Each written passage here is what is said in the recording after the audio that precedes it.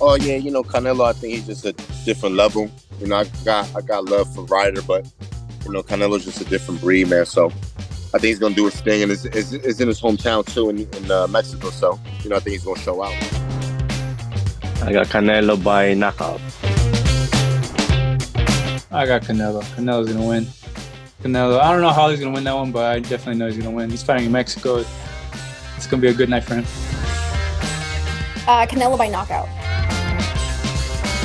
Like Canelo, I think that he wants to go out in these fights left in his, I guess you could say, home stretch. I think Canelo will win because of more experience fighting in Mexico and want to make a statement. And it's basically all set up for him to go out with a bang with many fights as he can at this stage of his career. So I'm probably more willing than others to call John Ryder a credible opponent, but this is going to be the tallest of tasks for Ryder. I think Canelo, coming into a hometown fight, his first time in Mexico in more than 10 years, I think he is going to have a lot of energy. I think that hand is going to hold up just fine.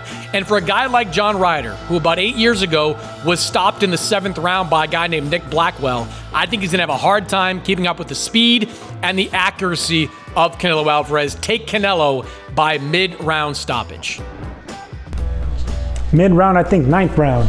That's going to be my round that I'm picking. I think Canelo is going to want to not only test that hand out, but I think he's going to want to impress the crowd. Just like in the movie Gladiator with Russell Crowe. You just don't go in there for the kill. You got to worry about the Gladiator arena, the fans. You want to give them what they want. 50,000 plus, screaming Mexicans. So he's going to want to extend the show. So I think a 10th round knockout, Canelo Alvarez. Ultimately, Canelo is going to walk him down and study him. He's going to cover everything he throws and very rarely open up. And the thing that Canelo does so well is just attack the arms and shoulders.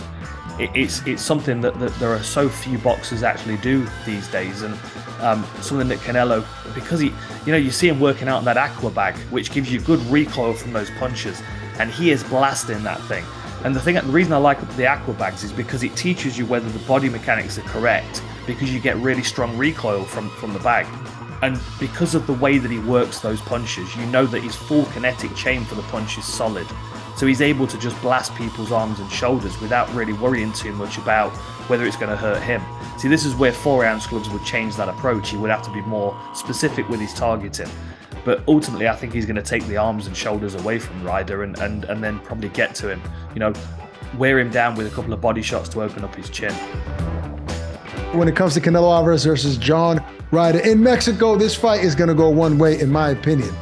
And before I give you the prediction, Canelo is going to be fighting with a chip on his shoulder. I'm assuming, I don't know this to be true, but with all the talk about other fighters being the face of boxing, other fighters being #1 on the list, he's going in there to make a vicious statement. I'll credit to John Ryder, who's earned this shot, and it's probably going to be tough for a few rounds, but Canelo's body attack and vicious head movement and countering heavy shots is going to break John Ryder down, in my opinion. This fight ends between rounds 7 and 9.